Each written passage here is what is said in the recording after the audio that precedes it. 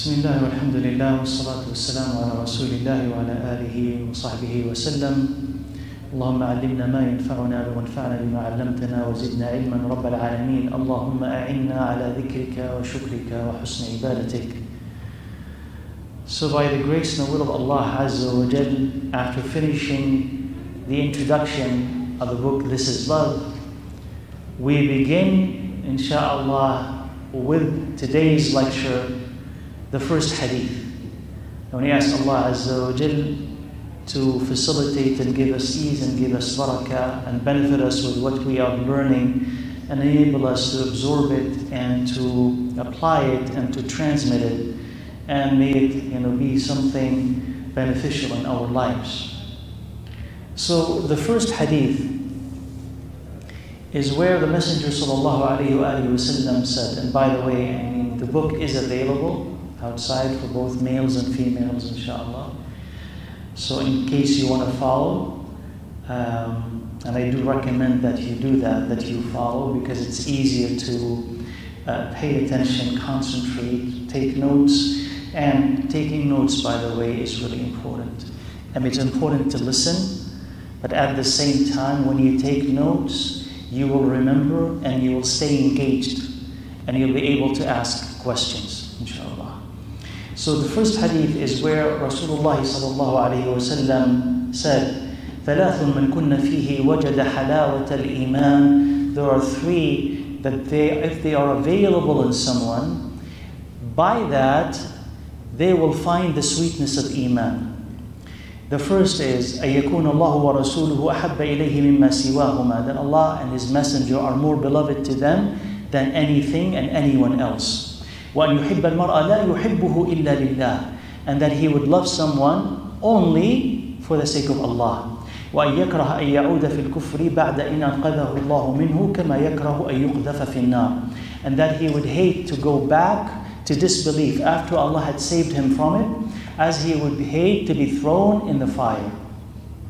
So this hadith is a foundational hadith, as the quotation and the explanation tells you, that a couple of scholars of Islam have said that this hadith is foundational, أصل من أصول الإسلام, which tells you that it is important on its own.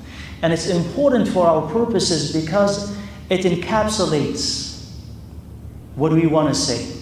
Encapsulates love and what it is, what it means, what it entails, like what are the consequences of love. Especially here, the love of Allah Azza wa Jal. And it ties Iman to love, which is something that we should memorize. It ties and connects Iman to love, and love to Iman. Because all the things that the Prophet ﷺ talked about in that hadith, when he counted how many? 3. All of them are about love. Even the last. That you would hate to go back to disbelief as you hate to be killed or burnt alive in fire. That's also about love. And we will, inshaAllah, talk about that shortly. But maybe the first thing that strikes you in that hadith, and maybe that's something new and maybe it isn't, that Rasulullah sallallahu alayhi wa sallam said that Iman has a taste, and that taste is sweet. So Iman has a sweetness to it, right? Has a sweetness to it. And maybe, as I said, maybe we've lived our whole life unaware of that fact, that is actually Iman has a taste. There's another hadith where the Prophet ﷺ says, ذَاقَ طَعْمَ الْإِيمَانِ مَنْ رَضِيَ بِاللَّهِ رَبًّا وَبِالْإِسْلَامِ دِينًا وَبِمُحَمَّدٍ رَسُولًا عليه الصلاة والسلام.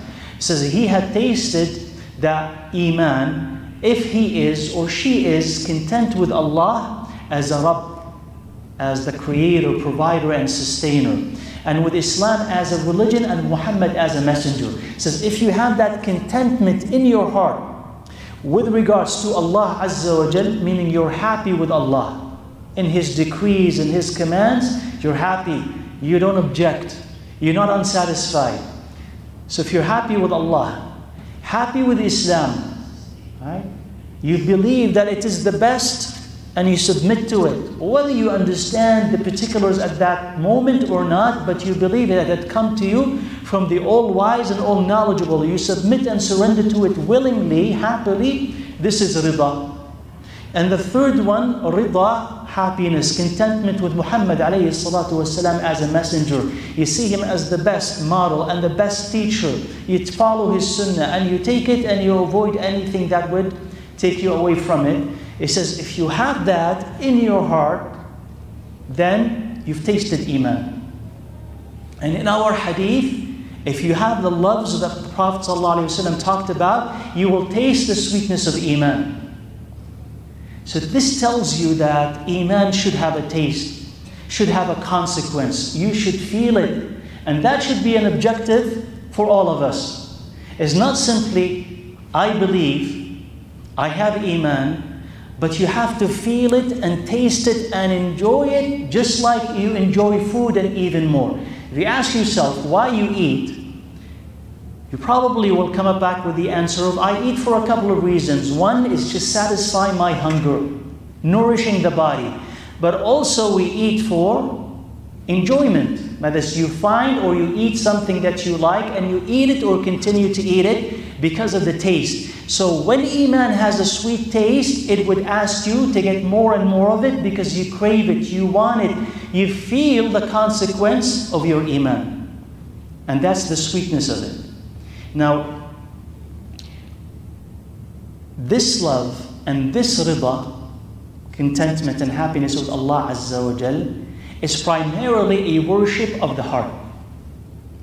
And where do you feel love? In the heart. Rida, contentment, is in the heart. But that does not mean that it's exclusive to the heart, meaning that it's the heart alone without the body. Because we need to correct that misunderstanding. If someone were to ask you, where is Iman? Is it exclusively and only in the heart? What would you say? I say no. It originates in the heart, but it covers the body as well. And without the actions of the body, without the submission and surrender of the body, your and my Iman would be incomplete. So when we're saying that love is primarily a worship of the heart, we are not saying that you exclude the body, because the body needs to submit to Allah Azza wa Jal and act lovingly in love for Allah Azza wa Jal, for Iman to be complete and for love to be complete. But it does still go back to the heart, because loving Allah, loving the Prophet, loving other people, hating to be a disbeliever is primarily a action, a worship, a belief of the heart. So Iman has a sweetness. And each act of ibadah also as a component of Iman should also have a taste to it, a sweetness to it. So we should start demanding that from ourselves. That is, if I'm praying, it's not enough that I pray. I should require from my salah that it produces a sweetness. It produces an effect, that I would taste the pleasure of conversing with Allah Azza wa Jal, of asking Him, or of listening to His ayat, to His words, to being in the company of Allah Azza wa Jal, to being in the position where I'm closest to Him when I am in sujood. When you contemplate these meanings, it leaves something in the heart, right? You feel close to Him. You feel affection and love for Allah. You feel His love coming back to you. You feel that you're close. Your dua is stronger. Your sorrow is going away.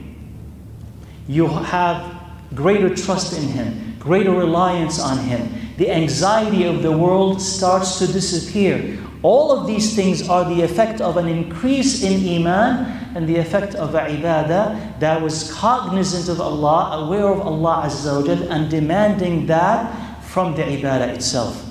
So, what is the thing that stops us from finding the sweetness in our ibadah? And this is important, because if we say that Iman has a sweetness, and somebody may say, I've never tasted this in my life, or I've never found this in my life, then there is something missing in how we are approaching ibadah and how we are understanding our Iman. So what is stopping us from finding the sweetness of ibadah and the sweetness of Iman?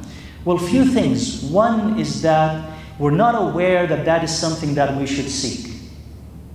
We're not aware that this is something that is available to us.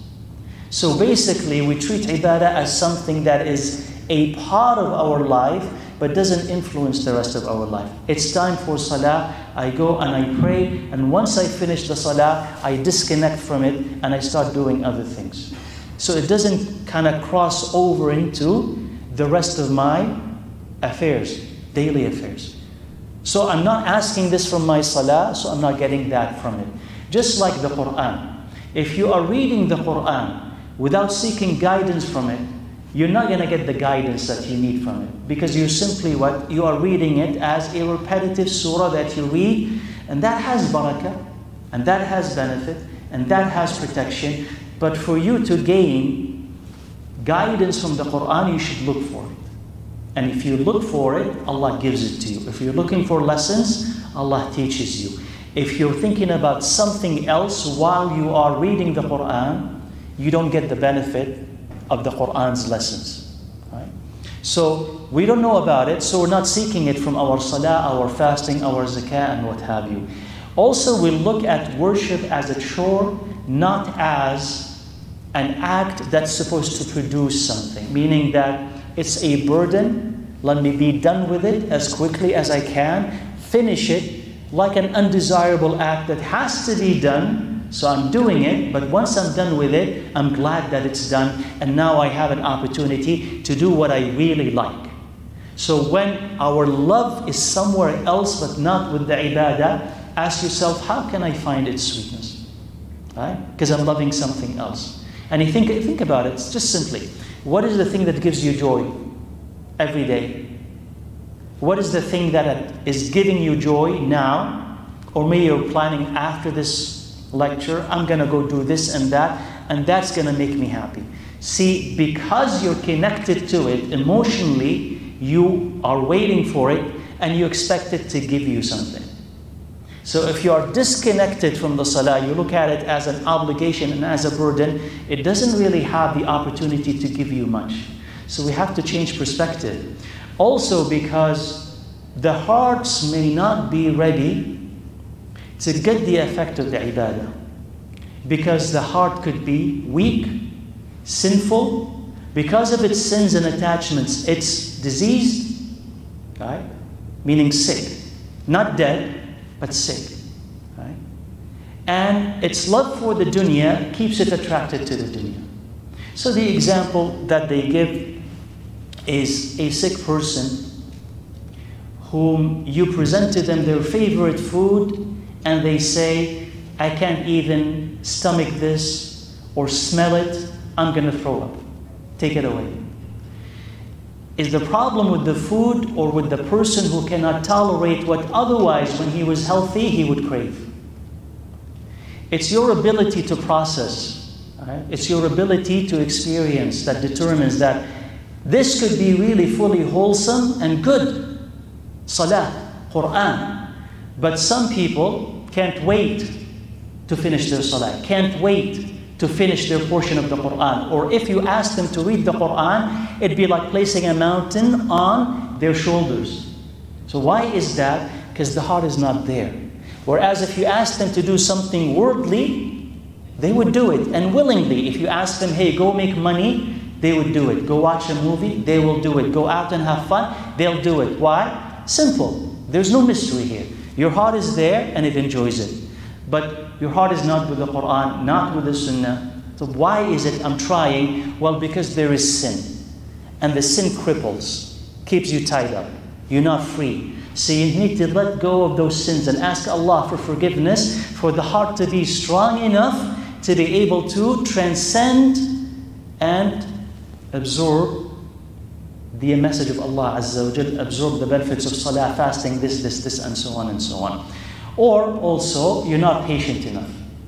If we're not patient enough, you're not going to be able to reap the benefit of the ibadah, because guess what? Like everything else, it takes time. So if you go on a diet, do you expect to see results the second day? If you go to the gym Do you expect to see results the second day? Or in a week? Or do you have to be patient? You go to college, university, you expect to graduate in a day or a week? Or it will take you years for you to actually have that knowledge. So ibadah, in the beginning, will be a struggle, will be a test. The more that you continue, the more that you're patient, the more that you ask Allah for assistance, the easier it becomes. All ibadah. All ibadah. So here in the book, when I quote Thabit, and this is on page 4, when he says, Rahimahullah, كَبَدْتُ الصَّلَاةَ 20 سَنَةً وَتَنَعَّمْتُ بِهَا 20 سَنَةً, when he said, I struggled in performing salah for 20 years, and then I enjoyed it for 20 years. It tells you that it is a long-term project. Now, he could be talking, Rahimahullah, about Qiyamul Layl, night prayer. That is, I had to struggle with myself, push it for 20 years to wake up and pray. And some days, of course, are going to be easy and some days are going to be difficult. But every day I needed to push myself and push myself and push myself. Did he give up? That's the key. Because Allah Azza wa Jal in the beginning will test you to see, are you among the resolved and the strong, or among those who will quickly give up because they are not really interested? He said, if you really want to gain the favors of Allah Azza wa Jal, sacrifice is needed. But alhamdulillah, the good news in what he had said is that eventually you start to enjoy it. And he's not saying I didn't enjoy it at all in the first 20 years, but he said it was always a struggle. And then when it became a habit, when Allah blessed him with it becoming a virtuous habit, waking up is easier. Enjoying the Quran became kind of the best part of the night, the best part of the day. Something that you would wait for. Right? So one of the Sahaba, if I'm not mistaken, Mu'adh ibn Jabal radiyallahu anhu, he said when he was close to his death, he says, I'm not going to miss the dunya for anything except for fasting on hot, lengthy days, long days, and praying at night and seeking knowledge. It is that's the only thing I'll miss from the dunya. So included in that is what? He said, I'm missing qiyam. I'll miss the qiyam. So imagine that you could reach that level where you're not saying, I'm going to miss my money, and I'm going to miss my fortune, I'm going to miss my friends. He said, not that. He says, I'm going to miss qiyam, I'm going to miss fasting, which tells you that for the likes of Mu'adh ibn Jabal radiyallahu anhu, it was beautiful and it was sweet. And no one had to force him to fast or force him to pray or force him to seek knowledge. He wanted all of that. And if he could live longer for that, he would. Right? So when you eventually taste Iman and its sweetness and the taste of the individual acts of ibadah, those will become your objectives, those will become your joy, those will become the things that you seek and you will never give up, because without them something will start to feel missing in your day. Right? Where is the tranquility of the salah? Where is the tranquility of fasting? Where is, if you are used to reading the Quran and you skip it for one day, the rest of the day you'd feel awkward, out of balance. Why? Because Allah anchored you with the Quran. You know, I mean, reading the Quran, especially at the beginning of the day, you know, like if you eat a heavy breakfast and you have energy for the rest of the day and you're not hungry, kind of like an anchor, right? So when you read the Quran, it anchors you, so the rest of the day you'll find yourself calm, collected, right? Close to Allah Azza wa Jal, not easily swayed, not easily tempted. And if you say, well, I'm not feeling this, well, read more. Eventually, in a week, in a 2, in a month, you'll feel it. And then in a day, if you skip it for whatever reason, you'll feel, what is missing today? It's like you didn't eat. Right? So that is the beauty of it, because you feel it on the inside. It's an action of the body, but the feeling is on the inside, and it kind of permeates every part of you. Right? So the 3 conditions that the Prophet ﷺ mentioned for getting the sweetness of Iman, as I said, they kind of encapsulate the book, or at least they introduce all of that to us. The first is that you would love Allah and His Prophet ﷺ more than anything else. And this love is the beginning of all love and the end of it. Right? And it is through this love that Allah will teach you what love is and will teach you how to regulate your love and how to understand it. So you may know that I know what love is, but not until you love Allah Azza wa Jal would you really understand and appreciate what love is. Similar to people who will say, well, until you have children, you will not know what it feels like, how much you could actually love. Well, not until you love Allah Azza wa Jal will you actually understand what it feels like to love someone more than anything. Because Allah Azza wa Jal is the origin of all love. So think about it. If Allah is the origin of all beauty, right? So look around in the universe. Anything that is beautiful. So who created that? Allah Azza wa Jal. And look at another thing that is beautiful. And a third thing that is even more beautiful. Who created that? Allah Azza wa Jal. So the creator of all beauty must be more beautiful than His creation. Right? Does that follow? So Allah Azza wa Jal, who gave every person the capacity to love and be loved, to give love to others, right? And to feel this love, Allah Azza wa Jal gave it to every single human being, and to animals, and to the jinn. So that means that Allah's love is greater than all of their love and better. So the love that is available to you from Allah Azza wa Jal is greater than the love that is available to you from your child and from your spouse and your best friend. Because Allah's love, the capacity for love is without limit. And there is no limit to how much you can love Allah Azza wa Jal. That's why we say it's the beginning, that's where it comes from, and it is the end. And how do you love Allah Azza wa Jal? You know, you love Allah by knowing Him. And how do you know Him? You know Him through the Quran, because in the Quran, all of it, Allah is revealing Himself to you. Through His names and attributes, Allah is this and this and this. Allah does this, Allah does that. Allah is telling you who He is, how He treats those whom He is pleased with and those whom He is angry with, the messengers of Allah. Why He created all of this. He's telling you who He is. The Quran, all of it is about who Allah is. So you know Him through His names and attributes and His actions. You know Him through His creation. That when you look at His creation, you look at relationships, you look at sunset, sunrise, the moon, the planets, its magnificence, how minute it is. All of this testifies to who Allah Azza wa Jal is. So this is how you know Him. And you also know Him through His bounties. And we alluded to that last time. Through the bounties of Allah Azza wa Jal. And what does that mean? It means that Allah Azza wa Jal is the one responsible for giving you everything that you have from A to Z. And anyone else who gave you was only acting as a mediator between you and Allah Azza wa Jal, because Allah gave it to them.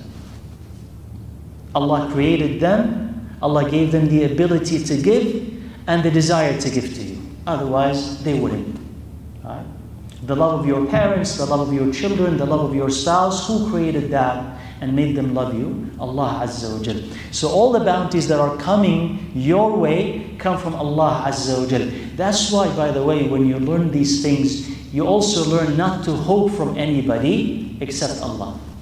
Because no one in reality is a giver except who? Allah Azza wa Jal. Of course people give, and that's why you thank them, right?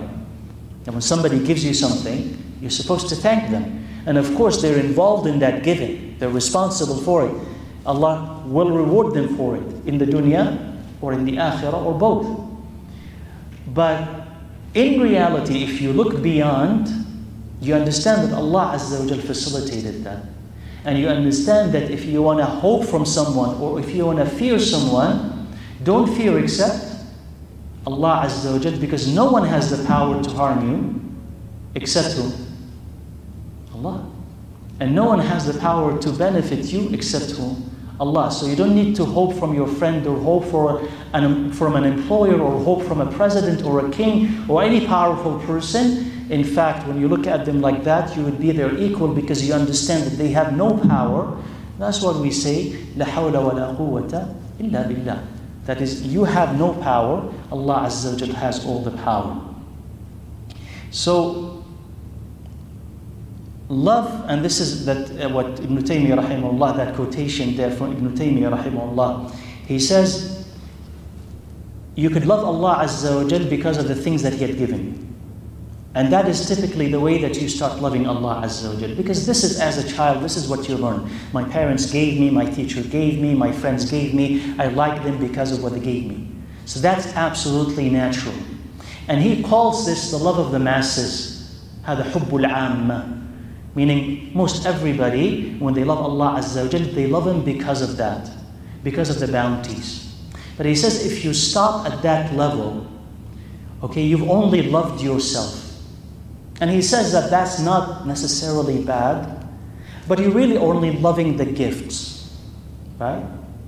So if you're just stopping there, the problem is that if these gifts stop, what's going to happen to your love? So if you love Allah Azza wa Jal, meaning, somebody asks you, are you content with Allah? You say, Alhamdulillah. You say, why? They say, look at what He had given me. I have health, I have a car, I have a house, I'm safe, I have children, I'm married, I this and like that. Alhamdulillah, all these are ni'mas, and you should be thankful, and you should be pleased that Allah Azza wa Jal favored you with all of this. Now, what happens if some of these things disappear? Will you be still happy with Allah, and would you still love Him? So you find that a lot of people, a lot of us, right, when Allah takes away some of the things that we love, we start to what? Question Him, and our love starts to decrease, and our Iman starts to decrease, because it's based on a transaction. You gave me, I love you. You don't give me, then there's a problem. So he's saying that's the first step, and that's the love of the masses. And by the way, you're not asked in Islam to eradicate the love that you have for yourself. You just regulate it. And that's important, right? Because if somebody asks you, stop loving yourself, that would be an impossibility. You with me? So to stop loving yourself, that'd be an impossibility. Otherwise, why would I work for Jannah? Because when you are working for the sake of Jannah and to escape hellfire, you're working to save yourself, and it's based on love for yourself.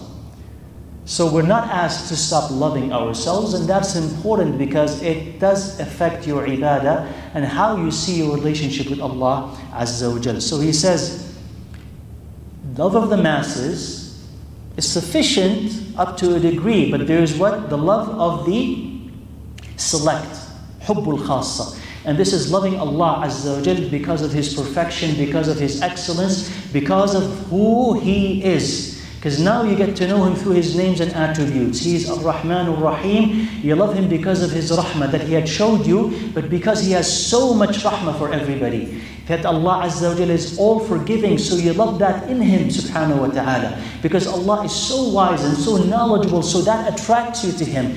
Because He is the one who listens to you all the time when you need anything from Him. So because of this closeness and proximity, just like you like a best friend, or you love a best friend because He's always there for you, because Allah is always there for you, you love Allah Azza wa Jal more than anyone else. And though your friends could tire of you, and they do if you keep complaining, because that's the nature of humanity, Allah does never tires of you.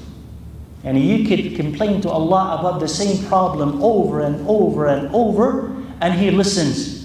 A human being, he will tell you, come on, I'm done with this. How many times are we going to still talk about this? Haven't you solved it already? I have my own things to worry about. But Allah Azza wa Jal has this infinite capacity to listen to you and to solve your problems. So if that's the case, Allah will be closest to you. And when you start to rely on Allah and trust Him and love Him so much, denying Allah, in a sense, distancing yourself from Allah Azza wa Jal becomes unbearable.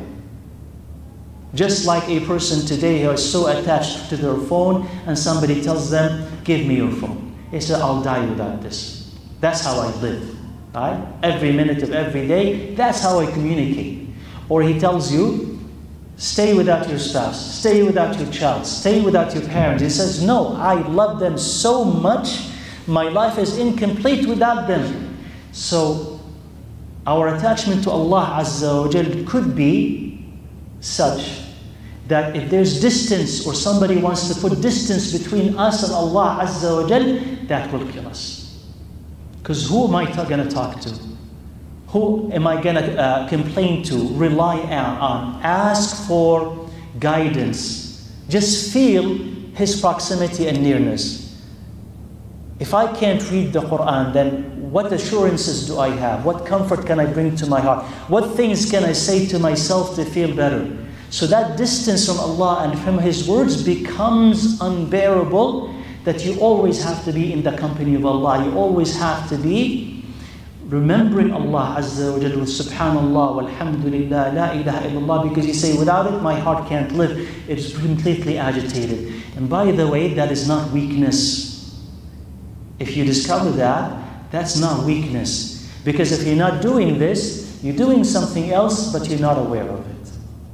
Right? You're sitting and watching a movie, or you're going online, or on social media, because there has to be something that is talking to you, or if it's not talking to you, it's distracting you and is numbing the pain. There has to be something all the time. But if that thing is not from the dunya, but it's Allah Azza wa Jal, you'll find yourself having to say, I'm not feeling okay, astaghfirullah, astaghfirullah, astaghfirullah, astaghfirullah. And after 5 minutes you feel better.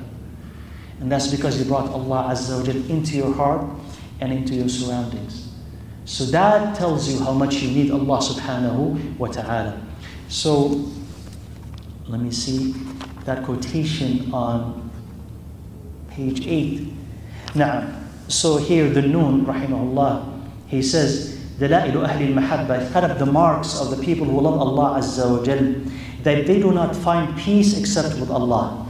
And they do not feel estranged while they are with Allah Azza wa Jal. So, while they are with Allah, they're not alone, right? And when they were Allah Azza wa Jal, they have sufficient company. This is so because once the love of Allah settles in the heart, it becomes comfortable with Allah, for Allah is greater in the hearts of the knowledgeable than them loving Him for the sake of another. So what that means is that, think of the great love stories, right?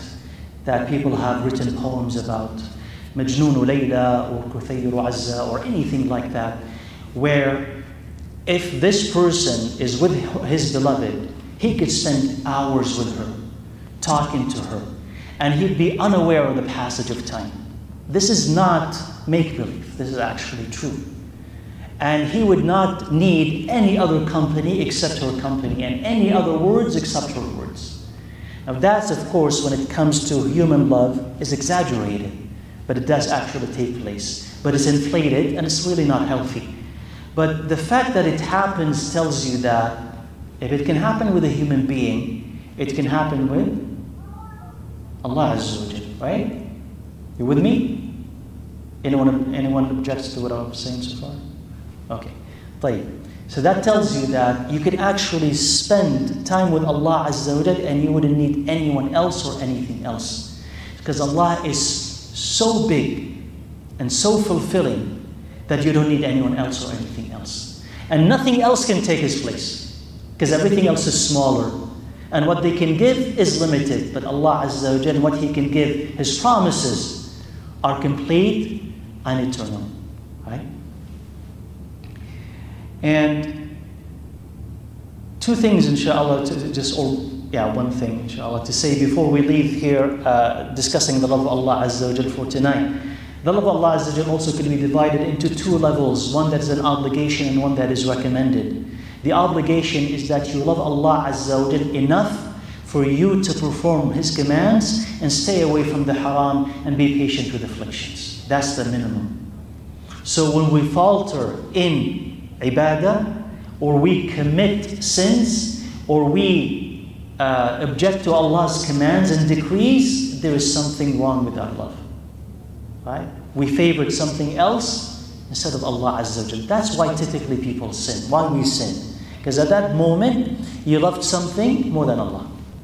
And it would be impossible if Allah's love at that moment was supreme for you and I to have sinned. Impossible. But you love yourself or you love the dunya more than Allah, so sin. And that comes from what? Neglect, heedlessness, forgetfulness. Right? The recommended part of loving Allah Azza wa Jalla takes you a step higher, where you're now doing the voluntary acts that Allah loves, staying away from things that are makruh, disliked, and you are happy with Allah's decrees, even if they are unfortunate. Meaning Allah takes something from you and you're happy with that. Not only patient. So can you imagine reaching that level? Not only that I'm okay with losing this, I'm happy that I've lost it. And that, of course, is a conversation to be had with people who have reached that level and who could say, I can see Allah acting when He took this away. I can see that Allah Azza wa Jal is behind this. And I'm not one to object to Allah and say, I disagree with your choice. If this is what you want from me, I'm happy with that. But that takes Iman and surrender and conviction that this is happening and Allah Azza wa Jal is behind it. The love of the Prophet alayhi salatu wasalam, and we're not going to highlight it a lot today because it's going to come inshaAllah, but loving the Prophet should also accompany the love of Allah Azza wa Jal, because the Prophet is the most beloved to Allah Azza wa Jal. Okay? So you wonder, whom did He love most? Muhammad alayhi salatu wasalam. So naturally you need to love him. And also you would love Muhammad alayhi salatu wasalam for the same reasons that you love Allah. For His favors. So who's the one who taught you all the things that you need to know about how to come close to Allah and save yourself from trouble in this life and the next? Muhammad alayhi salatu wasalam. Who's the one who sacrificed to bring you this Quran? Who's the one who explained it? Who's the one who taught you everything of relevance in your life? Right? Meaning real relevance, Muhammad alayhi salatu wasalam. And you would love him for who he was. So the more that you know about him, his character, his sacrifice, his ibadah, how he was with his children, wives, companions, how he fought, how he tolerated, how he forgave. The more that you know about him, alayhi salatu wasalam, the more that you will love him. And that is supposed to be more than anything else, because that's the condition for the Iman to be strong. So the greater the Iman, the greater your knowledge and attachment to Muhammad alayhi salatu wasalam. And the greater that you increase attachment and knowledge around the Prophet alayhi salatu wasalam, you'll find that that will affect your Iman and elevate it. The second thing that Rasulullah sallallahu alayhi wasallam talked about is loving another for Allah's sake. وَأَنْ يُحِبَّ الْمَرْأَ لَا يُحِبُّهُ إِلَّا لِلَّهِ. That he would love someone only for Allah's sake, for nothing else. Now, you ask yourself, right, we love people for a variety of reasons. And if you remember the two things that we said people love Allah for, love the Prophet ﷺ for, that's also the reason why we love people. Like, so I love another person, or at least I like them, because they've been nice to me. They're kind. They gave me. They'll give me. I expect. So I love them because of that. Or I love them because of who they are. They're simply nice. They're simply exemplary. They're simply kind. They're simply generous. So you love them because of that. Now these things could be simply for the sake of the dunya. And in fact, if you think about it, most of our love is simply for the sake of this world. Right? Then why do people befriend each other? Why do people like each other, hang out with each other? Or they say, I like this famous person. I dislike this famous person. Is it based on Iman? Typically? Yeah, it's based on the dunya. So why is it based on the dunya for most of humanity? Because it's this world that matters to us, so we love for its sake. Right? What matters, what is essential, what is central to most of humanity today, I'm not saying all, but most of humanity is this world. Money and fame and everything else that follows and surrounds that. So that's what's important, because that then becomes the value that is going to determine your love and your friendship and your respect. Sahih? So people today like and build connections, associations based on benefits and based on the dunya. But if a person loves Allah, and the person is focused on the hereafter, meaning that the value that matters to him is the hereafter, and Allah's love, then they will start loving people based on that. Based on loving Allah Azza wa Jal. So if they know someone is pleasing to Allah, they would love him, whether this person is going to help them or not, benefit them or not. Now, they're still human beings, by the way. So you're still going to like someone who is nice to you. You can never rid yourself of that emotion or that reaction. But we're saying here that your love has evolved, so it's not just about the dunya, but your love for the sake of Allah Azza wa Jal, because Allah is central. So you see somebody prays, somebody fasts, somebody remembers Allah, somebody is helping another. They are righteous and they are close to Allah, you say, I love them. Naturally. Right? And if they're doing the opposite, the opposite. And it's only natural, right, that if you love someone, that you would love what they love and whom they love. And that you would dislike what they hate and whom they hate. Right? It can be that somebody could come and insult your parents and you be neutral about them. Sahih? Am I right? You can't be neutral about them. They really insult your parents and you say, that's fine. I don't have no feelings. If you have no feelings about that act and the actor, then you question the love that you have for your parents, because it has to move you. Somebody attacks your child and you say, I'm neutral about it. I don't like them, I don't dislike them. I'm neutral about this. So then you don't really love that child. So if you love someone, naturally the things that they love, you would love.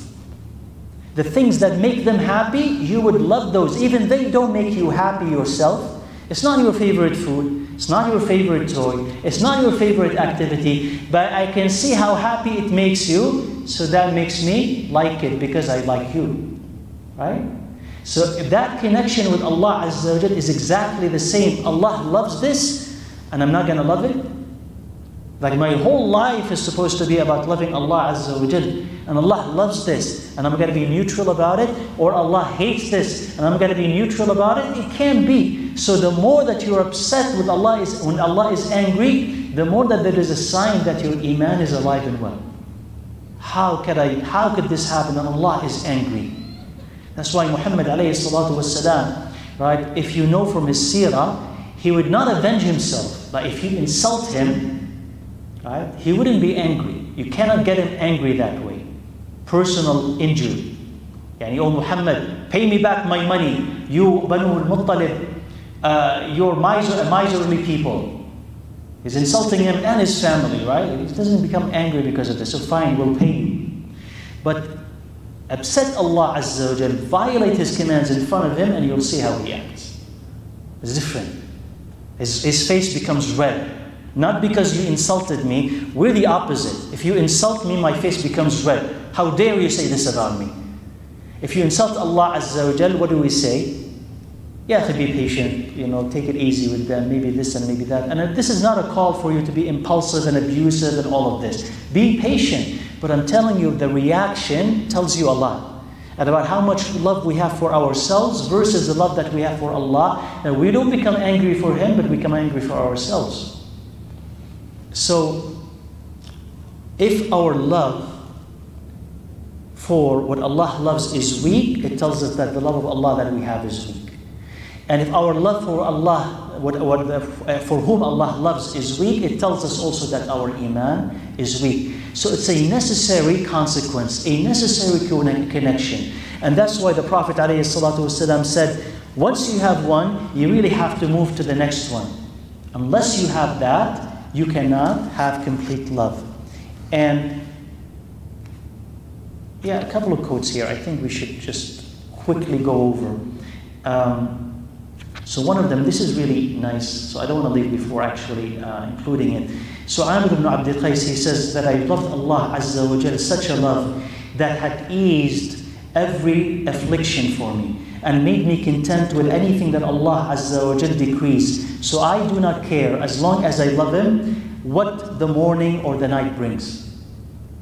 Right? So it means I loved Allah Azza wa Jal right? And if you think this is a fantasy, I really want you to rethink this, because at this moment you could feel it. Meaning, if I tell you that whatever Allah Azza wa Jalla is going to bring to you that night, this night, and tomorrow morning, it will always be good for you. And you should trust Allah Azza wa Jalla and love Him with all of your heart. You could say to yourself, then I don't care what's going to happen as long as I know that Allah is behind it and He's with me. If you actually absorb this, you'll start to understand what He's saying. He's saying, I love Him so much that it doesn't really matter to me what the morning is going to bring or the night is going to bring, because I know that if there is difficulty, His love will make it easier. I know who's behind it, and I know I can rely on Him to take it away, or at least bring ease with that hardship. So that's a very different relationship, that anxiety that says, what is tomorrow going to bring? And maybe it's going to be difficult. But you say, there is no difficulty with Allah Azza wa Jalla. How? No difficulty is greater than the power of Allah Azza wa Jalla. And so agreement with Allah Azza wa Jalla is essential. So here, from Jami' al-Ulum wal-Hikam, when Ibn Rajab, he says, "Al-mahabbatu la tatimmu biduni at-ta'a." Love is incomplete without obedience. Because if you love Allah Azza wa Jalla, you can't say, I simply love Him, and you disobey Him until you obey Him, right? And he said that the companions of Muhammad alayhi salatu wasalam, they said, oh, we love Allah Azza wa Jalla a lot. So Allah wanted to put a mark, an indicator of how much they love Him. So He said, if you love Allah, then follow me and Allah will love you. So not just a claim. And that's really important, because we could, be engaged in wishful thinking and deceive ourselves, and we say, oh, we love Him so much. He says, what is the proof that you love Him? You follow Muhammad alayhi salatu wasalam, which essentially means that you're following Allah Azza wa Jalla. So, and the Noon, Su'il, he was asked, he says, when do I know that I love Allah Azza wa Jalla? He says, إِذَا كَانَ مَا يُبْغِضُهُ عِنْدَكَ أَمَرَّ مِنَ الصَّبْرِ. He says, when what Allah hates is the most bitter thing in your life, then that means that you love Allah Azza wa Jalla. Right? So both the love of Allah Azza wa Jalla and disliking or hating what Allah Azza wa Jalla hates are essential in complementing and completing love. The last thing that he alayhi salatu wassalam mentioned is to hate, to become a disbeliever, to go back to it, as much as you hate to be burnt alive. Right? Exactly at it. And that, if you think about it, that's kind of the worst way to die. It's not just death, but to be burnt alive. And of course, who was threatened with that and actually was subjected to it but was saved? Ibrahim alayhi salam, right? So it's not just imaginary. Actually, this is something, a threat that a prophet, a messenger of Allah Azza wa Jal faced. Either you leave this or we'll burn you alive. And they tried, but they failed. So here the Prophet alayhi salatu wasalam, he says, this would be so distasteful, so bitter, so unimaginable that you could go back to disbelief, that you would favor death over it. And again, if you say, well, how could a person reach that level? Because the first one was there. Allah and His Prophet are more beloved to them than anything else. Because if a person kills you, destroys your physical body, that's the end of this life. Right? But you believe that there is something to follow. So you still have hope. And you still have comfort. And you still have a promise. But if someone takes Allah away from you, what do you have? Right? If you think about it. So if Allah takes Allah from you, what do you have? What promise do you have? What assurance do you have? What comfort do you have? What comes next? Nothing. So taking Allah Azza wa Jalla is the end of hope and the end of everything. Death is the end of the body. The soul continues to live. And you get another body. So it's not a big deal. Right? But taking Allah Azza wa Jalla away is taking the most important thing in your life and in mind. Because Allah Azza wa Jalla is the thing, the one that gives it meaning. Without it, there is no meaning. Though without it, you'll start saying, why am I living for? And what comes after death? And why not die now? Right? And if I build and do everything right, and it's all going to go away, what meaning is there to anything? Take Allah Azza wa Jalla away, and there is no meaning. So a person cannot bear the fact that they can be distant with Allah, from Allah Azza wa Jalla, with disbelief. And in fact, even with sin. And the reasons why some people will avoid sin is what? This wahsha, this is estrangement, distance. Because you feel it. As long as you're pleasing to Allah Azza wa Jal, you feel close and near. And your heart is soft. And it's easy to remember Allah Azza wa Jal with your tongue and with your body. You sin and heaviness descends on you. You feel distant from Allah Azza wa Jal. It takes you a while to come back. Your heart is not right. Your body is not right. The day is not right. Your mood is not right. And by the way, right, having a bad mood after a sin is good. Is really, really, really good. It means that your heart is still, at least a little bit of a life. Still has some life in it. You're not okay with it. And there has to be, by the way, a consequence to sin. There has to be bitterness and darkness and gloominess. There has to be a difficulty that follows it. And as long as there's difficulty, remember what brought it. So it be what? A lesson. So, if you love Allah Azza wa Jal, then you don't want to be distant. And you would be actually willing to sacrifice your life for His sake. Because your life would be minimal compared to what Allah Azza wa Jal is and what He wants from you and what He had promised you.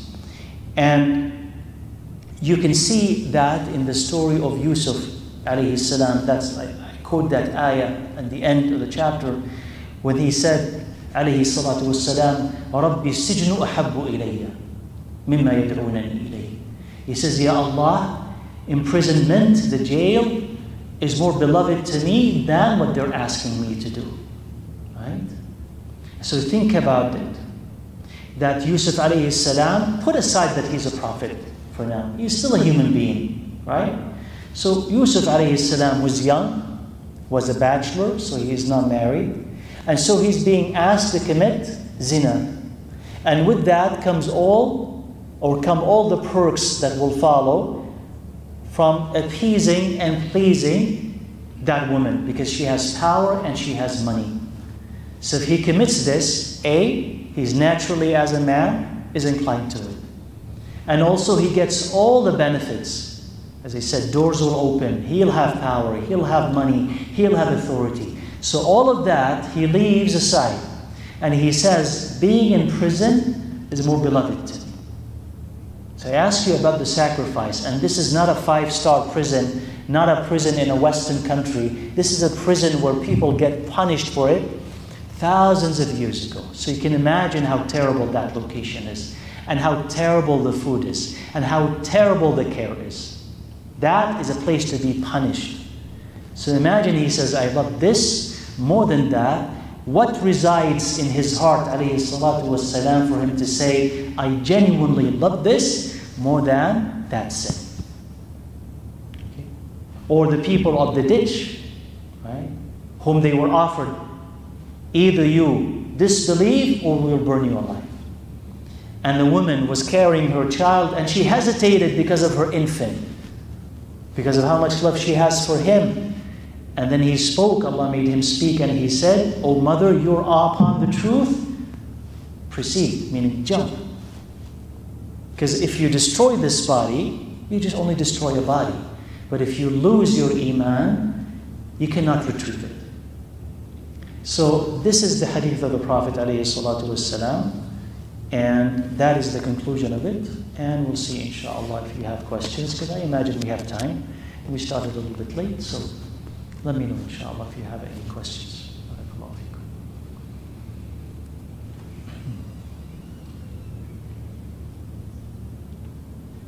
So no one on the men's side? Okay, so I'll give you a couple of minutes to think of questions, or you can write it down, inshallah. And again, inshallah, anyone who had come late, the books are available on both sides for the men and for the women, inshallah. So as you exit, inshallah, make sure that you grab a card. Fadl. Wa alaikum assalam.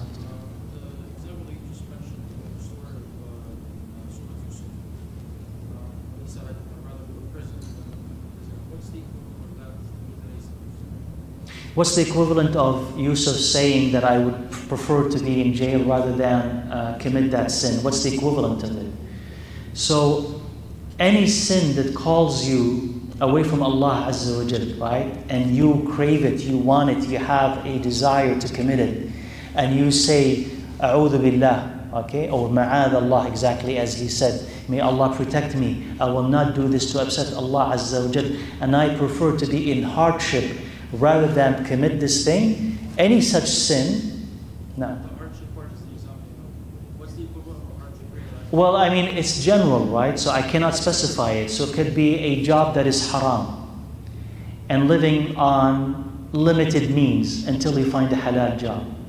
Or somebody calling and suggesting zina, and you're saying absolutely not, even though marriage at this point is difficult, I'll continue to be chaste and look for a halal wife until I find her. Zina is easy, but not even going that way. So anything that calls you to Allah, away from Allah Azza wa Jal, and doing it seems to be easy, and the opposite has some hardship, would fall under that category. So on the men's side, I don't see any hands. On the sister's side, so we're good? طيب. بارك الله فيكم. سبحانك اللهم وبحمدك أشهد أن لا إله إلا أنت أستغفرك وأتوب إليك والحمد لله رب العالمين. السلام عليكم ورحمة الله وبركاته.